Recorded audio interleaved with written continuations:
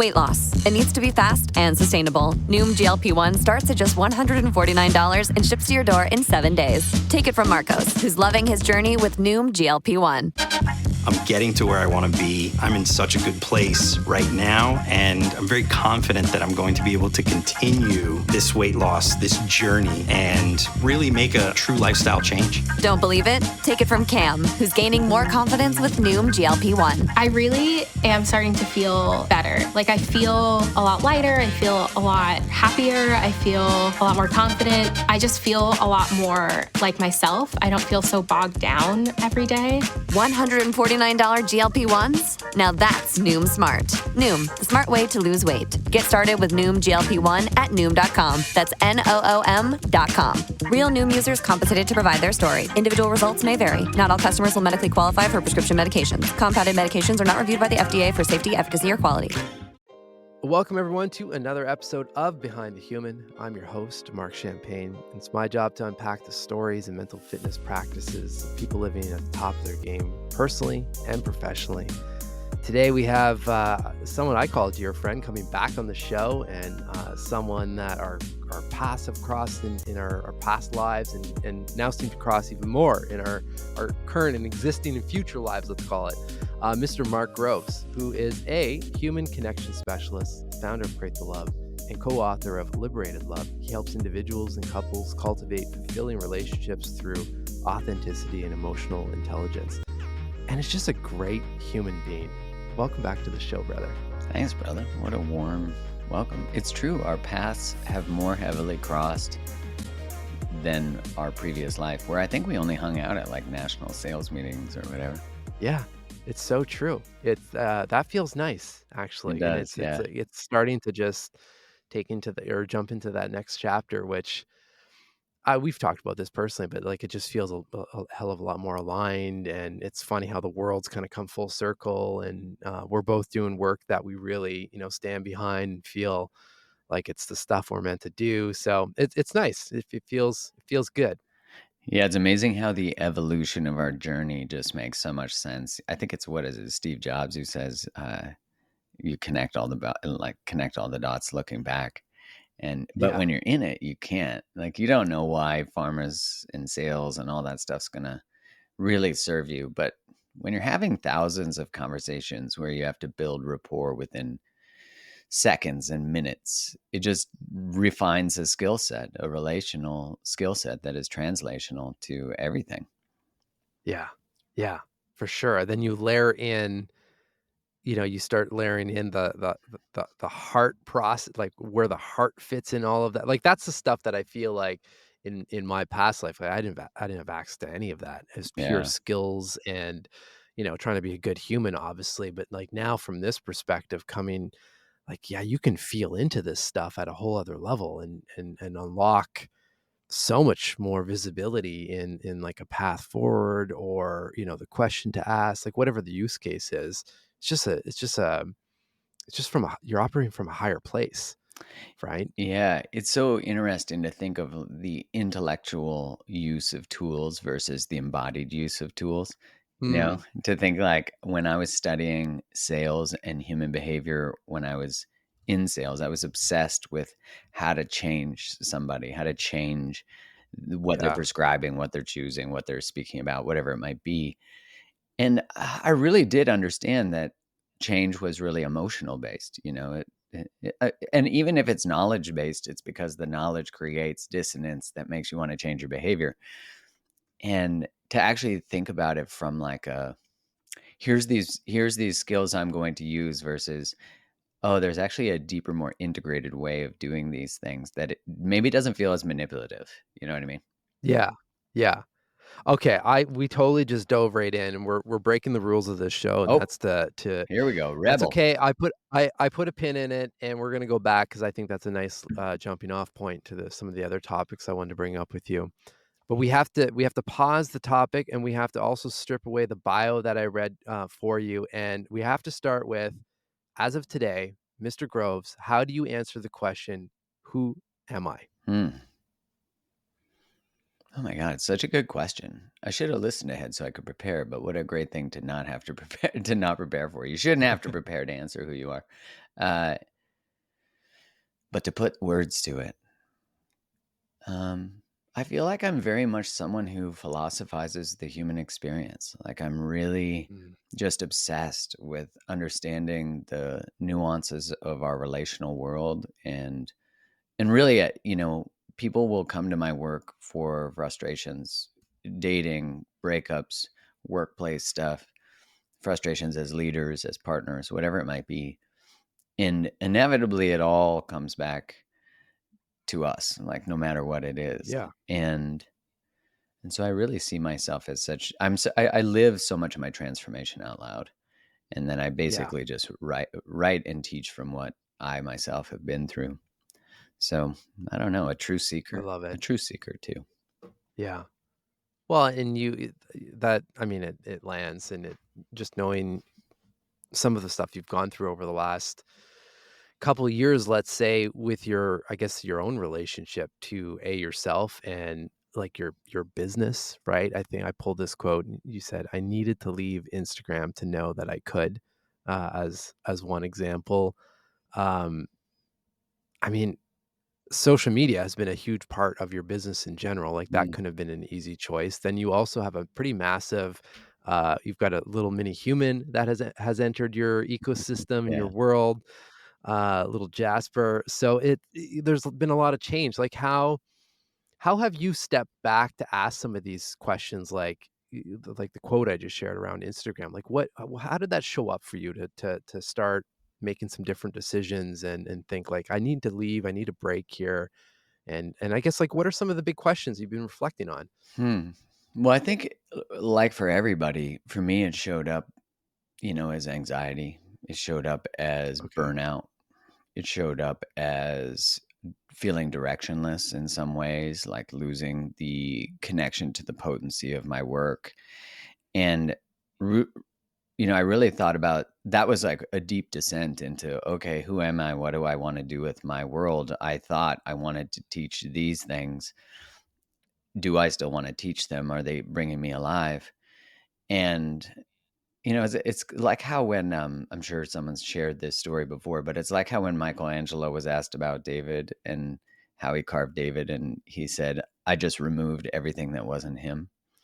And I always think Yeah, about that yeah. as such like a beautiful that the work of figuring out who we are is actually just about removing who we're not. Mm. And that quote about Instagram really came from this recognition in my relational work and in the book I wrote with my wife that if you don't have access to say no to something, then saying yes to it is actually not authentic. It's not real. It's filled with small print. And I see so much in that relationally, but I also see that in people in their relationship to substances, their phones, social media, that they say, oh, I could quit, but I don't want to. But they actually couldn't. That we Yeah, want to quit alcohol, but we got the next party or the next bachelor party or whatever it is, the next wedding. And we're forever actually delaying the thing that we're being called to actually prove to ourselves that we're in choice in relationship to it. And, you know, until you have access to your full no, your yes then will not be truly authentic. It won't be embodied. And that is so true relationally, of course. Like if I can't leave a job, then my yes to stay in the job is going to now bring in resentment and anxiety. If I can't leave a relationship for whatever the circumstances, again, my yes to it is now we have a whole bunch of resentment, a whole bunch of anxiety. Again, we might get depressed, we might yeah. get ill. And I needed to leave because I had built my business from it. And what was coinciding, which ironically yesterday, Mark Zuckerberg announced that Facebook will no longer be censoring. I And I was saw that, yeah. laughing at what is it, the Bumblebee or whatever it's called, the I don't satirical. It's a satirical Instagram Oh, and okay. like account, and it said head of Facebook, head of Meta says they're going to stop censoring after saying they never censored, you know? Yeah, yeah, Yeah. exactly. But I say all that because what was Yeah. interesting about my relationship to that platform is there was an anxiety about like sharing how I truly felt about a lot of things. And I think that's true for, I would say, the majority of people, at least in my experience. And so if you're going to share how you feel about something and that might impact your business reach, then you're probably going to stay silent. Yeah. And so what So ends up true. right, and it's like if you speaking your truth in any relationship is going to erode or fracture that relationship, you will mostly silence your truth to keep the relationship, which means we're prioritizing the connection to other people over the connection to ourselves. And it always brings me back to that question from, or the statement from Gabor Mate, that all humans have two needs: the need to be authentic and the need to self-express. But when authenticity threatens, the need to belong and the need to self-express. Okay. When authenticity threatens belonging, belonging wins. And so this was really showing up in my relationship to Instagram and Meta, is that because my business had been so dependent on it, I I was afraid to be fully authentic and truthful and writing the deepest things I wanted to write. And um, by leaving, I got to prove to myself that I didn't need it. I got to Mm. prove to myself that I could say no. So I never actually planned to return. Initially, I planned to delete it. I'm happy I didn't delete it uh, because w- I realized, which is kind of crazy, but on a deeper level, I think I was playing out a few wounds from my family system with Instagram, which who knew we could do these types of things, Yeah. but we can. And so it made me dive deep into understanding the nervous system, how the nervous system intertwines with social media and smartphones, and how that can be all wrapped up in our own challenges and Okay. what we need to grow in. Why don't we, just because I mean, people listening may have the exact scenario that you're describing, but I think everyone can probably relate to the need to take a bit of a break Mm-hmm. from social media in general.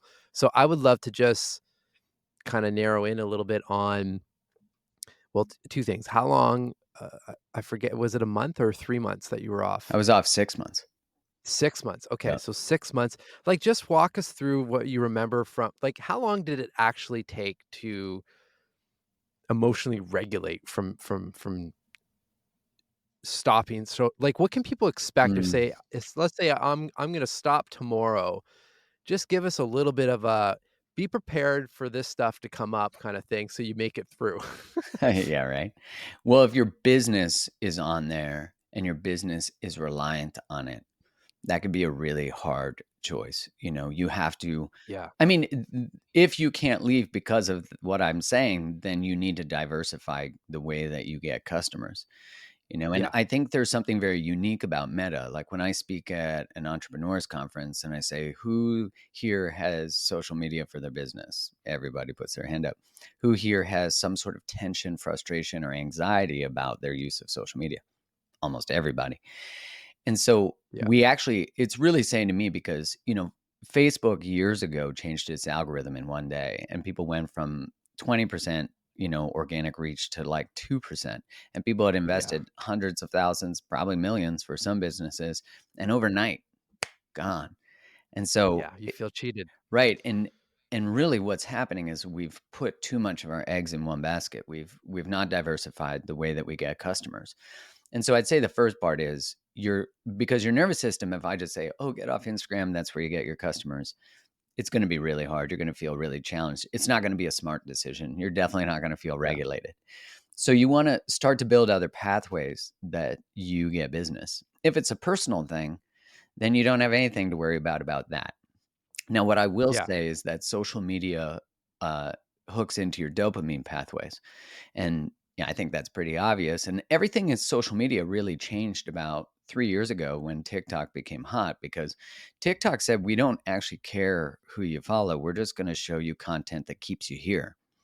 And so Instagram then saw that and was like, short form video, like we're just going to actually try to keep you on the platform. So organic reach completely changed. And what's really fascinating, if you look at social media now, is you could have 1,000 followers or 1 million And each post has its own algorithmic experience because Yeah.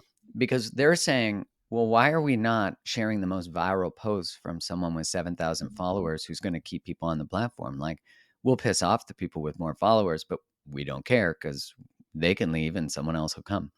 Yeah. So we have to realize that what's going on in a relationship where you are being extracted from is likely going to bring up anxiety, because these platforms relate to you in a way where on a very deep level, you're not being valued. Now, Hmm. what ends up happening when you say, I'm going to leave this, is now all of that attention and time that you've directed to that has to go somewhere. So you either have to develop a new addiction, a new distraction, or you can go within. It's like Yeah. the saying, the wrong question is why the addiction, the right question is why the pain. So you really want to explore what lives below my doom scrolling. And so knowing that these platforms are designed to capture your dopamine pathways. And Yeah. so your dopamine has been living off of this. So now you need to find elation and presence and all that kind of stuff somewhere else in your life. So meditation, breath work, all these things are going to help regulate you. And Yeah. for me, it actually was pretty instantaneous, to be honest, that I felt regulated in that. I was like, like what?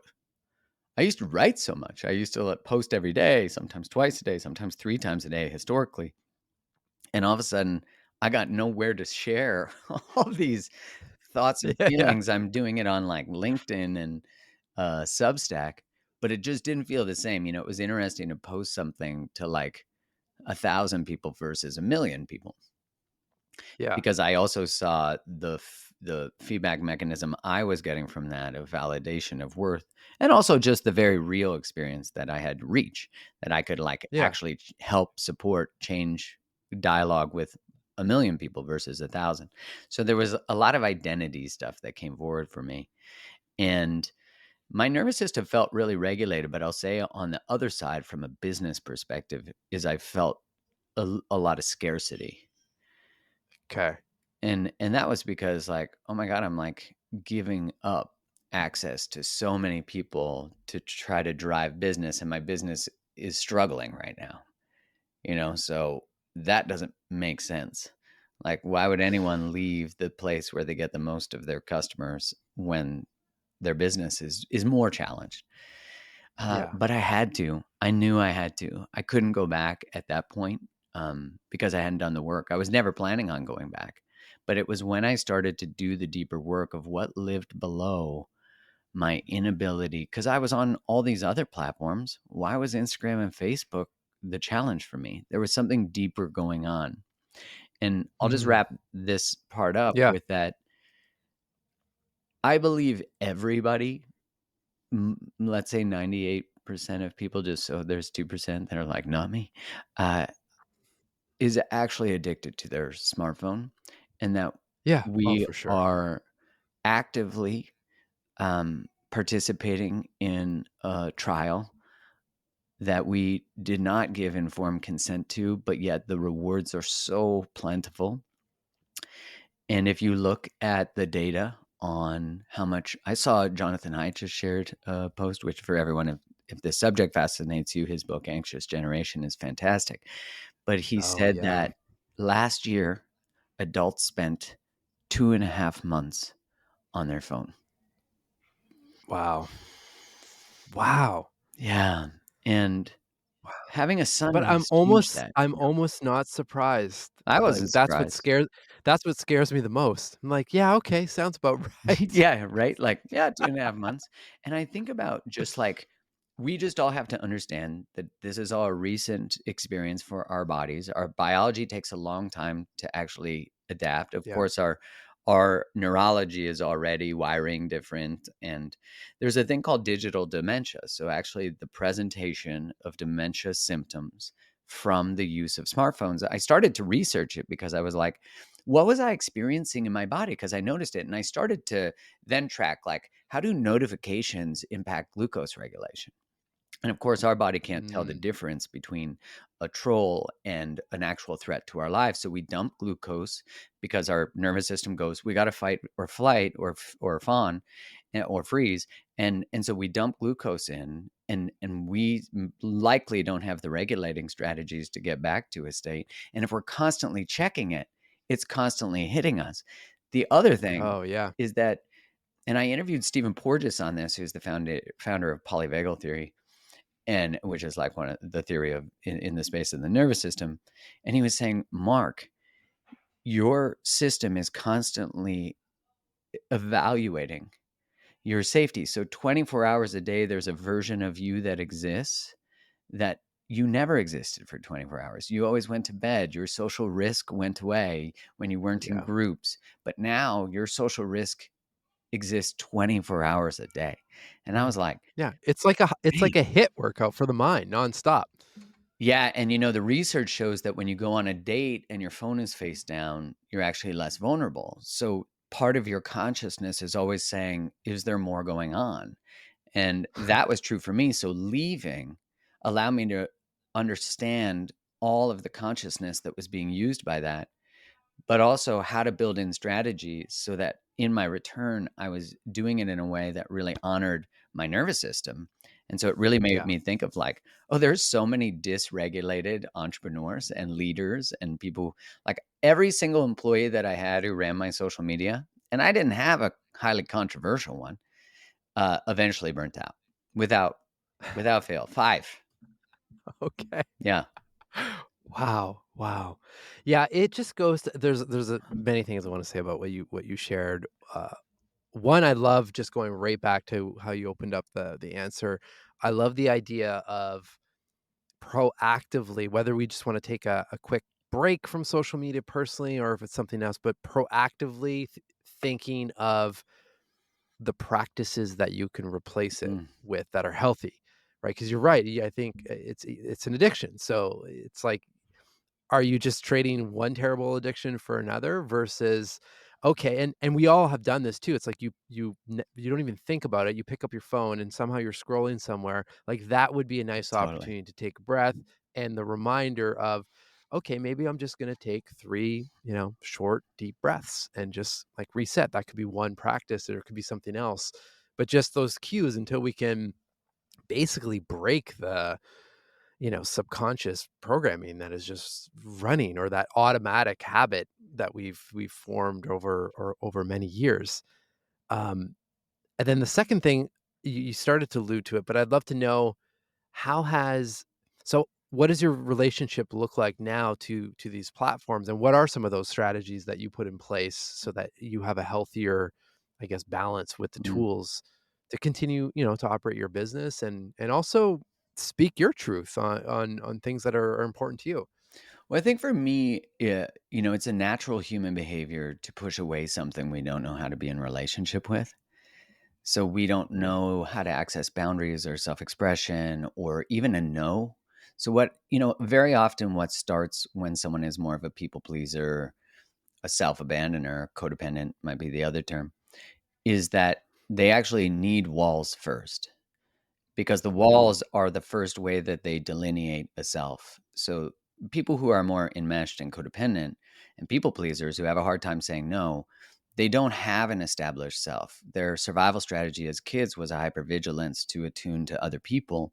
And I always say to people, like, your survival strategy that you probably also call your personality, which are really just adaptive strategies, your personality, I hate to bring yeah. it to people. Not that we don't have predispositions to different traits, but they're really just survival strategies. And until they're harnessed and the wound is healed, they don't become a superpower. But when someone Mhm. is, let's say, that hypervigilance is always assessing other people, likely went into a role like we have, like coaching, therapy, healthcare, dietetics, physio, because they have a natural predisposition to want to support people, because in their family system, they probably had to help people. They probably had to help mom and dad. They probably had to walk on eggshells. So they've monetized Oh boy. their skill set. Yeah. And what happens is Yeah. when you monetize your wound and your survival strategy, it the person that you're working with, you need them to need you. So on some level, your work still doesn't liberate them because you're not liberated from the codependent hook that you're creating with them.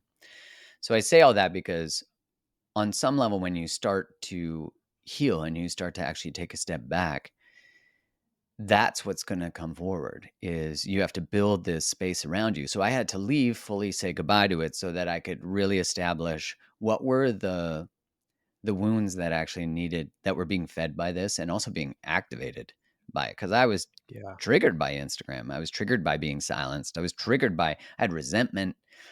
And I heard a quote that was, vengeance is a poor man's version of grief. And Ooh. I realized, yeah, I was like, damn. And it was actually coupled and so I realized a lot of what was driving me was a desire to actually, like, somehow there be more fairness on the platform. I was personalizing this digital thing. And, relationally, we talked about how we're always evaluating and being evaluated. The thing about an algorithm that's really fascinating is a human can't separate that there is an algorithm constantly assessing your value and whether you should be heard or not. So if we got some stuff about that, yeah, No it's going to kidding. come forward. And, we're not being informed about this. So some of the layers I brought in were recognizing that I was playing this out. I was talking to a friend of mine who's a relationship coach named Mike Elliott, who's brilliant. And he said to me, "What is the thing you most wanted on social media before you left? Like what would have made it so it felt good?" And I was Yeah. like, "Man, I think to just be validated from my perspective, just to be validated, just that they're in, for context, I had different opinions during COVID. And I'm Yeah. Canadian, so I had a lot of opinions about the leader and how he was weaponizing connection and love. And I didn't Yeah. like that because I experienced it within my own family, but saw it rampant in Hmm. Canada and the US and everywhere. Anyway, so he said, "Have you ever thought that you're playing out your wounds with your mom with social media and Instagram?" And I was like, when a record is like scratched, you're Yeah. like, Yeah. I had that this morning, by the way. So fuck. yes. Yeah. And I said to him, I didn't want to say this, but I was like, "Tell me more." Yeah. And because when I was young, I was the youngest in my family. And, very much, my mom was often overwhelmed. And so it was my role as I was the one who would try to regulate her. And so, Mm. really, what's going on is if my mom's okay, then I'm okay. And deeper in there is a desire to be seen, to be held, to be attuned to, where I have my own emotional experience and I'm not taking care of my mother's emotional experience. And I'm sure anyone can relate on some Yeah. level to this pattern. And I had no idea what was going on this, like, much more macro level. Now I've healed a lot with my mom, but this clearly there was like this last, and I want to say last, but then the universe will be like, "There's more." Of course there is. Um, Yeah, exactly. But what I started to see was the heaviness actually started to lift when I had that awareness. And Okay.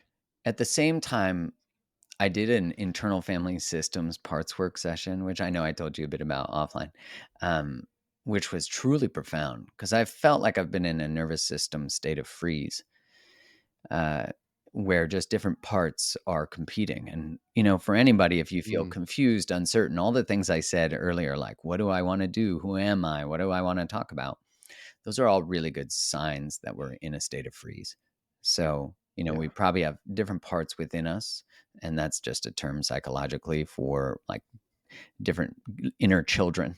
And each part, Mhm. fascinatingly, has its own nervous system. So when a part gets brought forward, that part's nervous system, your vagal nerve actually tones to that part. So if one's reactive, your nervous system changes. Mm. If one's more of a fawner, your nervous system goes into that state. So I started to realize, like, okay, if I'm going to come back to these platforms, how do I do it in an informed way that my nervous system says, "Oh, you got me first."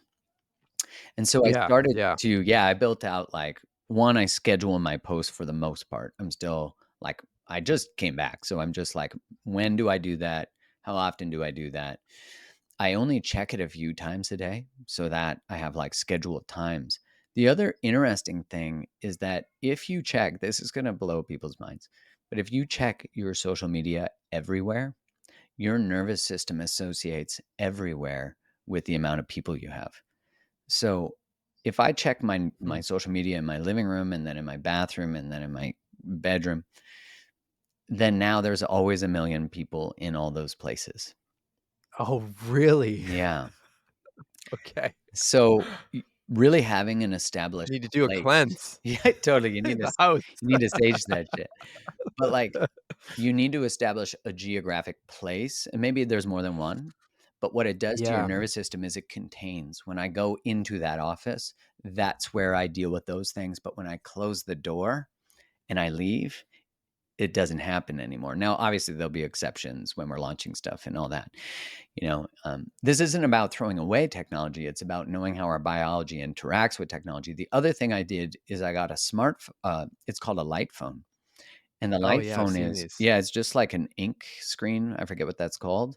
And it only has phoning, texting, directions, podcasts, and music. And I love that because the inventors of it, who I had the honor of interviewing one of them, they created it because they were I think they were at Facebook or Google and like some phone place. And they were like, how do we Yeah. get people to use their phones more? And they were like, how do we get them to use it less? So I started to just do off, like where I wanted to just have someone can call me. So I would just have an auto reply on my iPhone. Hey, I'm actually taking a smartphone break. If you need me, call me. No one calls Yeah. you because No, no. that's so 2012. So yeah, those are some of the things. I know that was a long riff. Yeah, that's helpful. I mean, I think it just in general, because there's social media, but there's still, like, I think of the corporate warriors, it's still very much email. It's like nonstop. Dude, It's email. nonstop. Remember when they give us our Blackberries and you're like, oh, this is amazing. And then you Yeah. realize that, like, I used to set up at night, like do my call entry. And then at night, I would, set up on the couch and get my like expenses done or call entry or whatever. And then I would close the laptop and it was done. Done. And you Yeah. think about, Yeah. again, here's that constant availability. That's why if you go on vacation and you don't turn off your smartphone, you don't get the benefits of the vacation. That's shown in Yeah. research.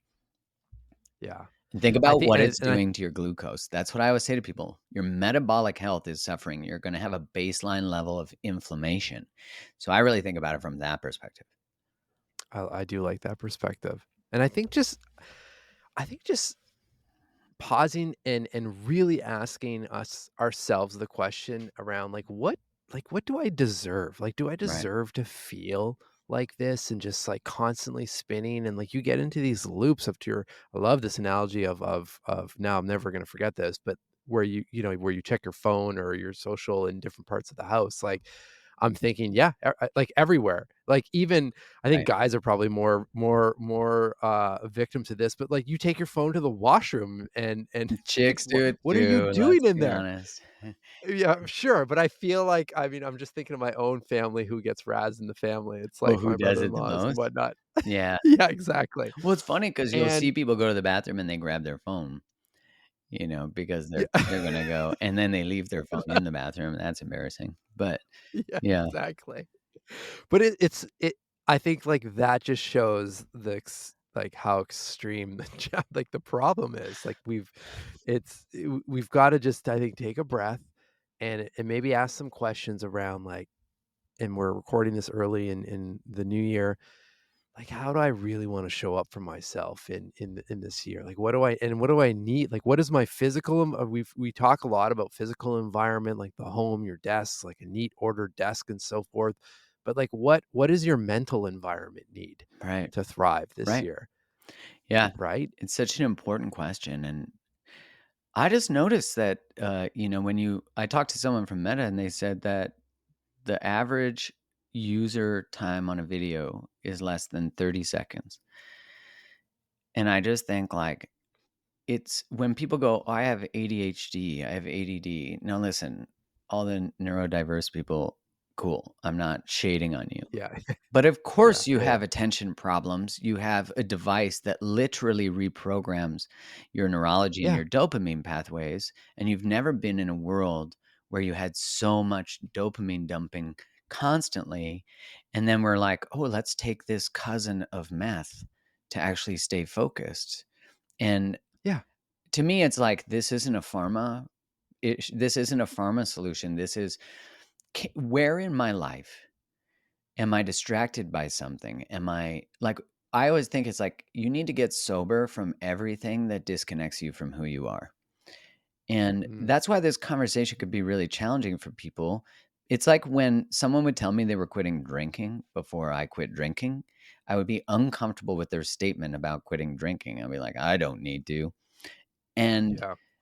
I think it's the same when people, this one's a little different because I know a ton of creators, therapists, coaches, leaders, mindset people, all the people, like our people, leaders, everybody who is like, yeah, my phone it's hard. Social media is tough. And so we like know that we're on some level likely harming ourselves. And so we're Yeah. afraid that we get so much from our phone that we're afraid that if you metabolize what I'm saying, you have to get rid of it. And I'm not saying that. I'm saying you just have to decide what is your relationship to it. And if you're in line at Starbucks and your phone has to come out for you to be comfortable in that line, it means you're using your phone to regulate. And Yeah. you need to learn how to regulate on your own. So I would just really, when you see everyone on their phone on a train, try just listening to a book or just sitting there and observing. Because I hear so many people say it's so hard to meet people in the real world. I can't find my Yeah. person. I'm like, yeah, because your face is in your phone, Yeah. which my face has been in my phone. So this isn't Yeah. shaming anybody. It's saying, oh my God, the richness of the world. Like, I have a son now, so if I'm using my phone around him, he's feeling like I don't want to be with him. That's Well, bad. totally. I share the same sentiment with my kids. But the other thing, and I think my wife brought this up with a mom that she knows where it was so obvious. Like, I think my wife asked her a question and she turned her back to her kid so that the kid wouldn't see her using the phone.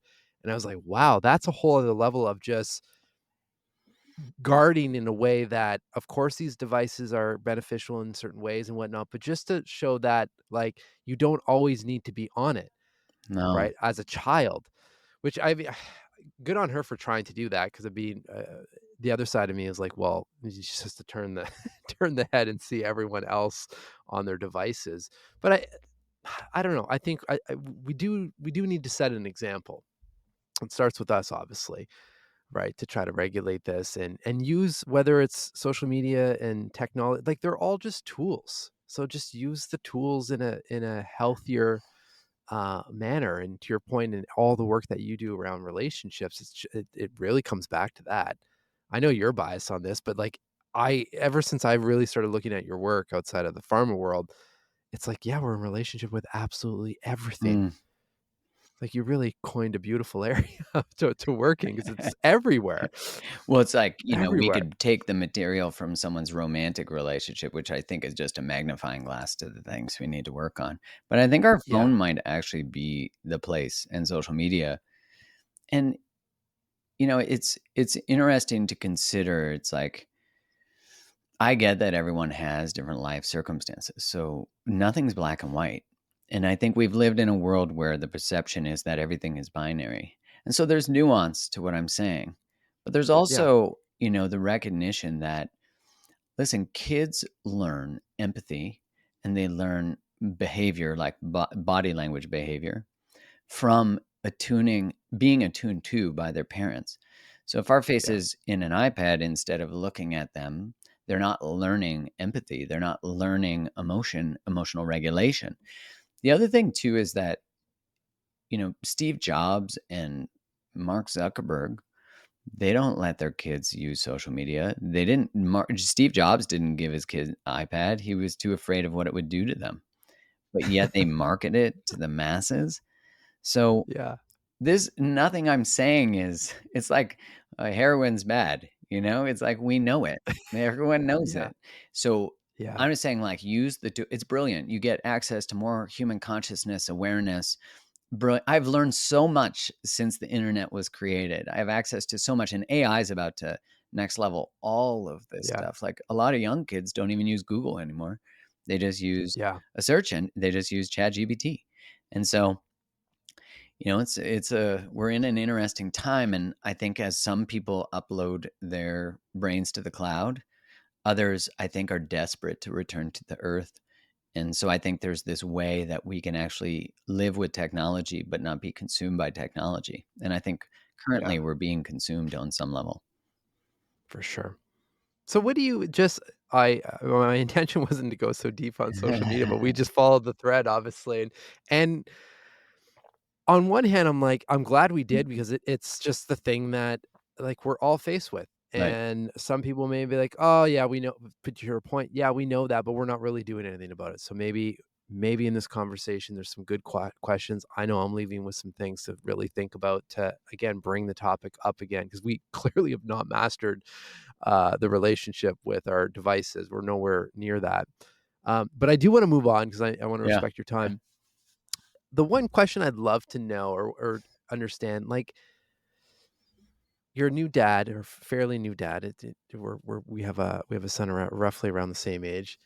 Like, w how are you looking at the future in terms of who you want to be and how you wanna operate, knowing that, you've got this mini human, looking at you and like you said, like, learning from you and so forth, has any of that changed over the last few years for you?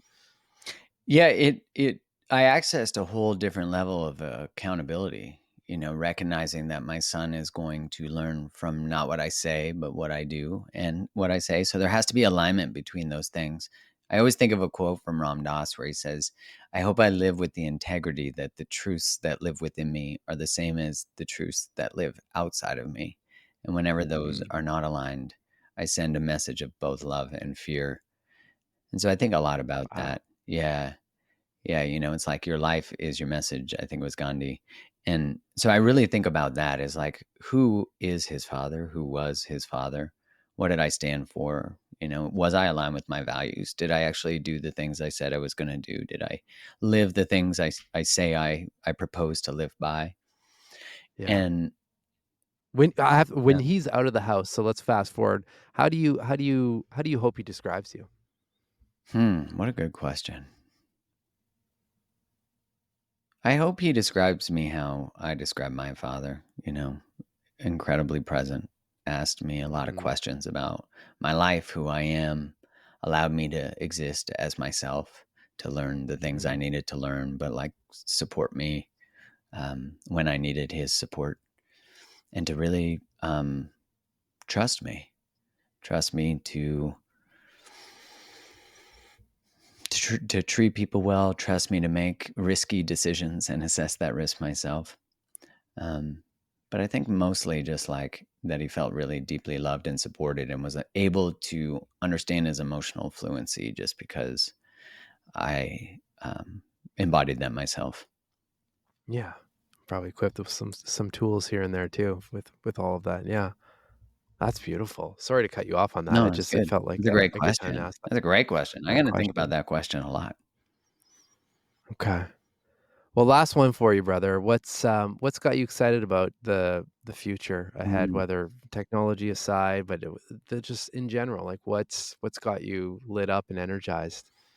Well, for everybody listening, Mark and Mark are combining forces to bring our work together. So if you have a Yes. workplace and you want a one-day workshop or something of the Yeah. likes, I'm excited to do that work with you. I think that gets me really pumped, and I always follow Same. what excites me, what feels like the edge. I have a friend named Brian Reeves who's an incredible writer, and I said, "How do you write such incredible stuff?" I said that to him years ago, and he said, every time I hit publish, I'm terrified that I'm Oh, writing from the edge of my truth. And I always that's think deep. about that of like, is this something that's never been created? Then amazing. Let's go. So I'm really excited to do that with you. Um, Yeah. for me, yeah, I'm actually launching a mastermind with my good friend Sarah Baldwin, who's one of the top teachers in the space of nervous system, and it's going to be for leaders, for entrepreneurs, for CEOs. The operating title, the regulated CEO.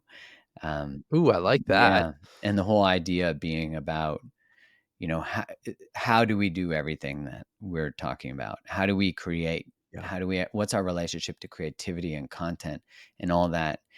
And just really taking into account, how do you honor your nervous system and also honor everything else so you don't burn out? Yeah. And yeah, It is the superpower. I yeah, really think this is the superpower of the future and I mean, we couldn't have set it up any better and we didn't plan this, but everything we just talked about, knowing that the vast majority of the population is not emotionally regulated because of a lot of those reasons and others as well. I think 60% is last time I saw, the 60% of global workforce says they're stressed daily, I like think not so. little stress, high stress. That's a lot of people, and it's probably even more.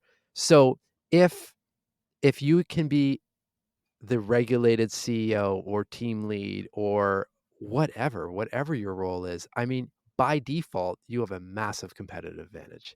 And hey, Massive. spoiler alert, you feel Yeah. fantastic or feel a hell of a lot better. Like that should be the lead in, but until our world accepts that, okay, it's not just about performance and profits, uh, I'll go with that narrative for a little bit. Yeah, I love that. I mean, your team, your family, your business actually operates from the nervous system of the leader. So you share a collective system. So when I was in freeze, my employees were all experiencing that. And I'd say a lot of them were sort of holding things I couldn't hold, which I've had conversations just saying like, thank you. You held so much for me when I couldn't hold it. Yeah.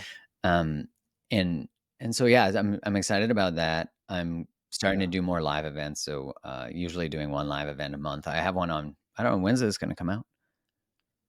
We can drop it in a few weeks. I have one on February 8th with Sarah Baldwin Yeah. on attachment and the nervous system and healing it. And it's more Okay. relational focused. And that's in Calgary. And then I am, and then I'm just going to be doing monthly stuff throughout Canada and the Okay. US. My whole desire is to actually get more in person in 2025 because I think people are desperate for that experience cellularly, not digitally cellular, but biologically cellular. Yeah. And so that excites me because you can co-regulate a bit, which is like two nervous systems breathing together, calming each other on the internet, but it's nothing like being in a group of people and No. right. So I'm excited to Yeah. do that. So yeah, and everyone can find all I that love stuff it. at markgroves.com, and I'll have all the stuff in there. I love it. And I too, brother, I'm really excited to, I mean, we've been talking for a while about doing something together and finally something just felt like it just really just kind of clicked, and we're literally, as we're speaking, putting it together. And this is usually a good sign of a good project. Like it's not feeling like this massive lift of like, oh my God, we've got to reinvent this. And like, no, this is what you do. This is what I do. There's a beautiful synergy. Yeah. Here we go. Like, and I too also like, I don't know about you, but I'm getting a bit tired of just hammering by myself on my own keyboard alone in my, Yeah. in my Yeah. house. Like I want to see more people. Right. We're meant Right? to I do mean, of stuff course I together. go out for events and stuff, but like, yeah, just more collaborations and just align partnerships and to get this stuff out there. So Dude, sending all the good vibes. Thank you for what you do. Thank you for coming back on the show. And here's to the journey. much love, brother. Thanks for having me.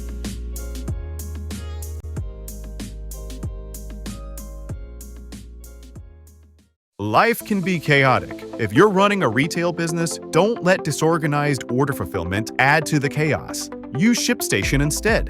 With ShipStation, you never have to worry about shipping and fulfillment again. Whether you're running a business out of your garage or you have multiple warehouses, ShipStation is ideal for every phase of your business's growth. Save time with one login for all your stores and by automating repetitive tasks. Plus, you'll save money with the best shipping rates from global carriers. ShipStation's industry-leading features help you deliver a better customer experience. They'll get accurate and faster shipments along with automated tracking updates with your branding. And with up to 88% off UPS and USPS rates and up to 90% off FedEx rates, ShipStation is the fastest and most affordable way to ship. Calm the chaos. Switch to ShipStation today. Start a free trial at shipstation.com/audio. That's shipstation.com/audio. Taxes was waiting around for your taxes to be done, which led to worrying about not getting any money back. Now Taxes is matching with a TurboTax expert who can do your taxes in a day to get you up to $4,000 fast with a refund advance loan. Now this is taxes. Intuit TurboTax. Get an expert now on TurboTax.com. Expert filing only available with TurboTax Live Full Service. Refund advance has $0 loan fees and 0% APR. Refund advance loans may be issued by First Century Bank, N.A. or WebBank. Terms apply. Subject to approval.